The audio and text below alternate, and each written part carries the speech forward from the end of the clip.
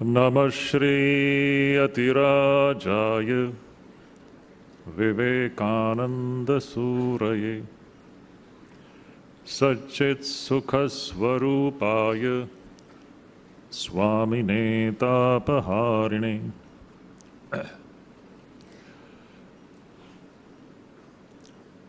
My humble pranams to all the revered Swamis assembled here, and my heartfelt regards to all of you, dear students. It's really a matter of great joy for me to be addressing this gathering of youth. This is a youth convention where we have young men and women assembled here with various dreams in their eyes. When we are young, when we are in the prime of our youth, we all carry different dreams in our hearts. We have different aspirations to be fulfilled. Now a question comes, and that question is, how is that we are going to ensure that our dreams come true? How is that we can make sure that we can fulfill all our aspirations? In short, the main question before all of us, especially the young boys and girls who have assembled here, the main question is, how are we going to be successful in our life? And when we talk about success, there are several ingredients and factors which go into the making of a human life successful. There are several factors involved in that. Among the different factors, the most important point is only one, and this is not an exaggeration. All the points are important, but there is one factor which is supremely important, without which, actually speaking, no one can become successful in their lives. And that point is self-confidence. Now we shall look into this point. Now what is the self-confidence? What is the meaning of that? And how it has got a tremendous role to play in our life, in our future, the way we are going to build our lives. Now, Swami Vivekananda was a great proponent and preacher of this idea of self-confidence. In fact, if you look into the literature of Swami Vivekananda, you will see that, actually speaking, he has been preaching nothing but this confidence in the self, faith in the self. He was a great teacher of this idea of having faith in one's own self. Today in the social media, you will find various speakers speaking about the subject of self-confidence. And this topic can be discussed from several perspectives and viewpoints. But they fail to touch the main issue as far as this topic of self-confidence is concerned. Here, Swami Vivekananda's ideas, they stand very much distinct and different from the so-called the popular speakers in social media who speak about the subject of self-confidence. Why? In what sense is Swami Vivekananda's ideas different and distinct from the so-called the general speakers? The uniqueness of Vivekananda's ideas on this subject is that Swamiji's ideas on self-confidence is based upon the true nature of the human being, the true nature of the man, the true nature of the woman, the true nature of the human being, which is presented to us by the Upanishads, which is known as Vedanta. And Swami Vivekananda was a great preacher of the central idea of the Upanishads. Now, when we talk about Swami Vivekananda's ideas on self-confidence, some of the very powerful exhortations come to my mind. Before we go into those wonderful ideas which Swami Vivekananda had kept before us on this subject, let me ask you one question. You see, when I was just sitting here a little while ago and listening to our revered elders in the inaugural session, I was looking at this picture of Swamiji here. Please look at this picture very carefully. When you look at this picture of Swami Vivekananda, the question is, what is the one thing which strikes you most? I want all of you to just pay attention to this picture, this wonderful picture of Swami Vivekananda, this majestic personality. When we look at this photograph, when we look at this face of the Swami Vivekananda, when we look into the eyes of this personality, I ask you, my dear students, what is the thing which actually strikes you most? If you ask me personally, I would say there are three things which actually radiates from this personality. And what are these three things? Number one, strength. Number two, fearlessness. Number three, the spirit of freedom and independence. I once again repeat, what do we find in this great personality called Swami Vivekananda? The foremost thing which actually strikes and which draws our attention, that is strength, fearlessness, and freedom. Now, a natural question which should come out of this is, and which would bother you also, and which should bother me also, what is the source of Vivekananda's strength? From where does he draw this strength? What is the source of Swami Vivekananda's fearlessness? What is the source of Swami Vivekananda's spirit of independence and freedom? Is that source somewhere outside of him? Or is that source inside him? This is the question. The source of Swami Vivekananda's strength, the source of his fearlessness and his spirit of independence is inside Swami Vivekananda. And what is inside Swami Vivekananda, my dear friends? It is inside you, it is inside me. It is present in equal measure, not more and not less. This is the great teaching of the Vedanta, that what makes Vivekananda so strong, that source is present in you as well as in me. It is present in equal measure, not less and not more. So in what sense do we become different? Why is that we don't have that kind of a strength which Vivekananda radiates? Why? Why are we not so fearless as Vivekananda is? Why is that we are slavish? We are dependent upon so many things outside, but Vivekananda is absolutely free and independent. What makes him like that? The reason is, Vivekananda has got full access to that source which makes him strong. He has established a permanent connection with what is inside him. Whereas we, you and we all, we have not yet established that connection with what is inside each one of us. That is the only difference. The more we establish this connection with that source of strength which is inside us, you will see that we also will begin to grow stronger and stronger in life. We also will begin to manifest and radiate more spirit of fearlessness, and we shall also begin to become more and more free and independent. This idea of self-confidence, remember, it is life transformative. The more we have the self-confidence, you will see that your life will completely stand transformed, irreversibly transformed. That is the importance of this idea of self-confidence. Now, when Vivekananda preaches about this idea, some of the very fiery utterances which he says, which I would like to place before all of you. Swamiji says, the history of the world is a history of a few men who had faith in themselves. Again, I repeat, every sentence is electrifying. Swamiji says that the history of the world is the history of a few men who had faith in themselves.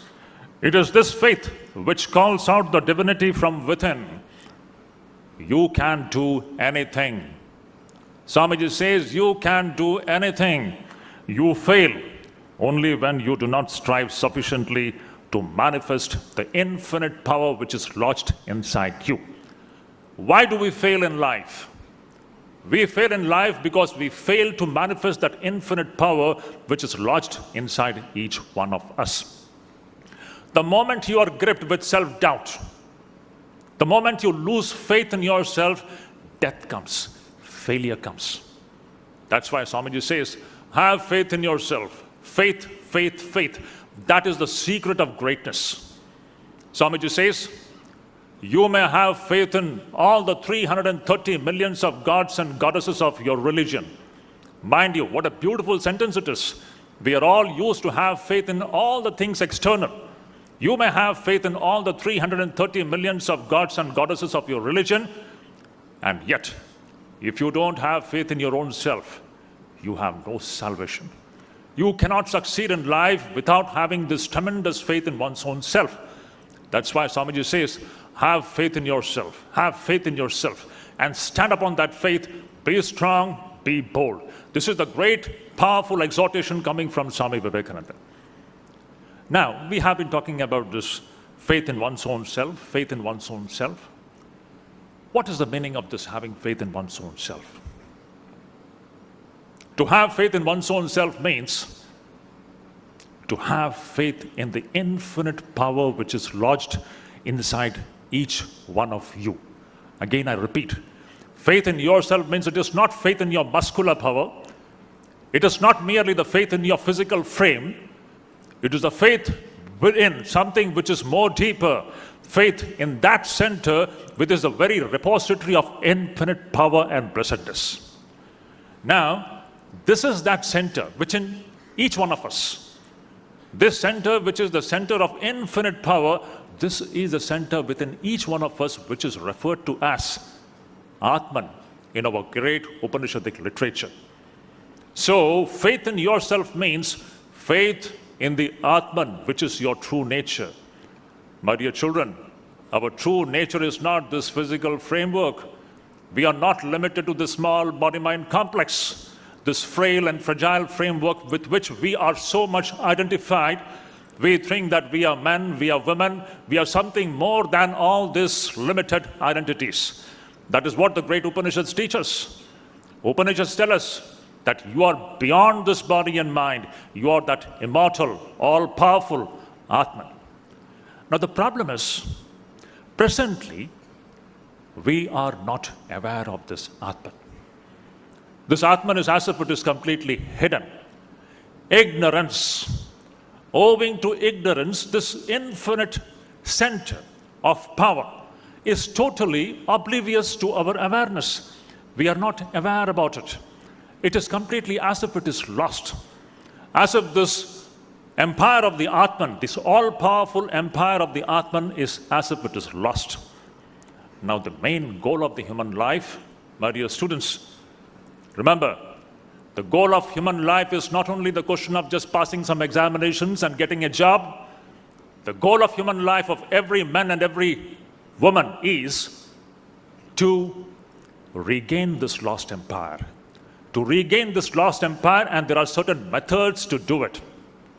And the more and more we succeed in regaining this lost empire, you will see your life will be radically transformed.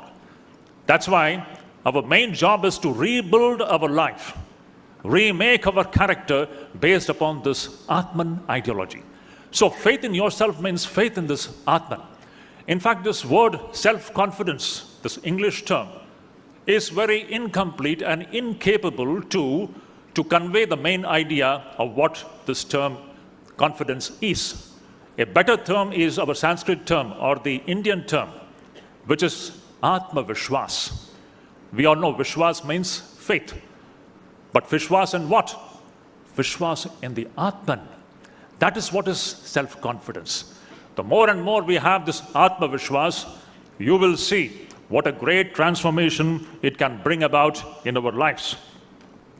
Swamiji asked this question, wonderful question. He says, do you know how much energy, how many forces, how many powers are lurking behind this small physical framework of yours? Do you have any idea what is lodged inside you?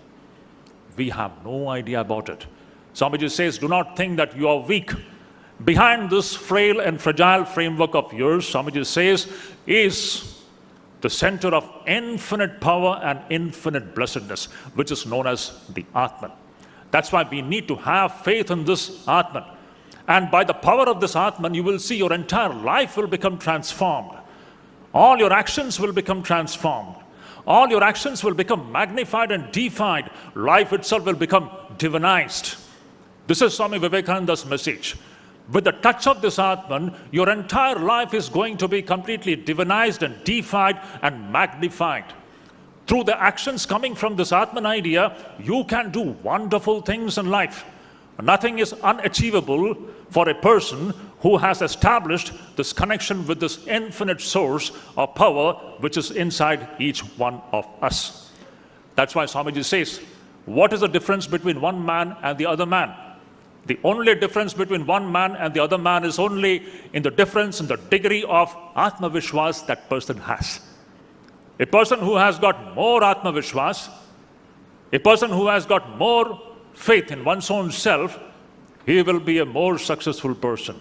And a person who has got less faith in one's own self, he will be a lesser successful person. And a person who is doubting himself, who doesn't have faith in his own self, he is not going to succeed in life. I will present to you one instance from our great Mahabharata. We all know the story of Mahabharata. There comes the great character of Arjuna. We all know the story of Mahabharata, the battle, the war between Kauravas and Pandavas. This Arjuna was a great warrior of his time. In fact, the best during his time. There was hardly anybody who could compete with him. In fact, only there was one person who was slightly better than him. He was Karna. Leaving Karna aside, there was no one to defeat this brave, valorous Arjuna, the Kshatriya, so powerful and so strong. And without going into the details of the story, what happened to Arjuna? Arjuna had come to the battlefield with firm determination to fight. But as soon as he saw his near and dear ones, what happened? My dear students, this happens to every one of us. There will come in situations in life where we shall be experiencing what Arjuna had experienced. What happened to Arjuna in that situation? When he saw the near and dear ones standing before him to wage a war, all of a sudden he was gripped by a sense of weakness. Mind my words, weakness. He was gripped by a sense of delusion.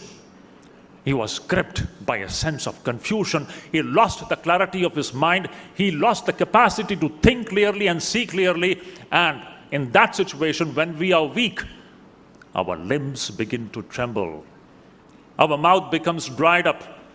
And then finally Arjuna, he leaving his bow and arrow down, he sits down, he sinks into the chariot, and he tells to Krishna, "Oh Lord Krishna, I'm not going to fight." Just imagine the most powerful soldier of that time coming to this pathetic plight. Why? Weakness. Lack of faith in one's own self. Suffering from an amnesia about one's own true nature. This was Arjuna's situation, and this is also your situation and my situation. There will come many such situations in life which will invite this kind of a psychological and physiological reactions in us. Now, what is the medicine to this? That medicine which Sri Krishna gave, wonderful. 2 verses. Swamiji says, if you have understood the spirit of these 2 verses, you have understood the whole of Bhagavad Gita. What did Krishna say there? Wonderful, electrifying. Literally, it's an electric shock given to Arjuna. And that is the shock which we all need. And Swami Vivekananda was a great admirer of this idea. Krishna said, beautiful 2 verses. Kutatsva kashmalamita, vishame samupastitam, anaryajustam, asvargyam, akirtikaram Arjuna, klaibyam masmagama partha, naita tvayupapadyate, kshodram hridaya daurbalyam tyaktva uttashtha parantapa. Just see what it says. It says, "O Arjun, from where has this delusion and weakness gripped you in this critical situation? In this critical situation, from where has this delusion come into your mind? He says, Klaibyam masmagamapartha. Do not yield to unmanliness. Look at the words. He says, do not behave like a eunuch. You literally translate that word Klaibyam, kliba. Kliba means eunuch. Do not behave like a eunuch. Stand up on your feet. Give up your faint-heartedness and fight the battle. Swamiji says, if you understand the spirit of these two verses, you have understood the whole of Bhagavad Gita. And what follows? Krishna then gives to Arjuna the supreme teaching of this Atman, the true nature of every man and true nature of every woman. The more this awareness of this Atman is awakened, you see how it brings about a radical transformation in the personality. And that is what precisely happened with Arjuna. Towards the end of the Gita, we find, after having given all this wonderful instruction, Arjuna towards the end says, Nashto moha smritir labdha tvat prasadat maya chuta stitosme gata sandeha karishye vachanam tava. He says, all my doubts have vanished. I have regained my memory about who I am, and now I am ready to wage this war.